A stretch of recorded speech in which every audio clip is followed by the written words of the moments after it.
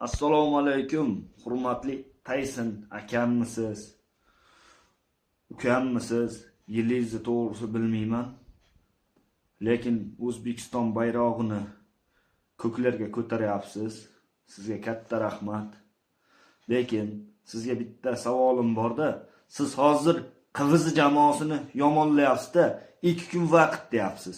O'taman bitaman bitonkada ko'rasizlar o'zlaringni deyapsiz-da. Lekin bitta narsada aka, nima sizni ular hazillashib, yomonlab Instagram tarmoqlariga, YouTube tarmoqlariga chiqarsa, ular qonun oldida reshtkada yoki bitonkada o'tkazadi.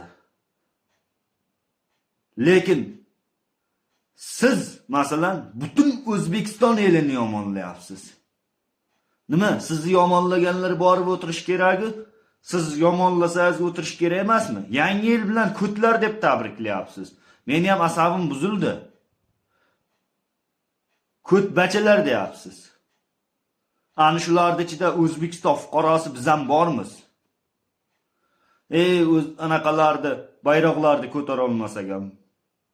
Lekin unaqa ko'tbachalar deb unaqa deb yomonlamang. Hurmatli obunachilar, isboti ham bor-da, videosini qo'yib ko'rsataman hozir.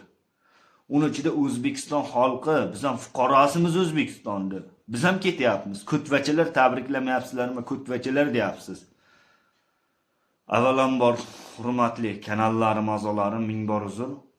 Mana shuni videomni agar kim Tayson ukamizni, akamizni internet tarmog'ida bo'lsa, atmetga qilib qo'yinglar meni, ko'rsin. Xayr, salomat bo'linglar. Qonun hamma uchun. Turmuslar yangi yil bilan kelayotgan. Chumolar. Kelayotgan yangi yillar bilan chumobachalar. Yangi yillar bilan. Ko't. Yangi yiling bilan bular. Ko't. Tabriklamasam tabriklamaysan ham chumo bilan.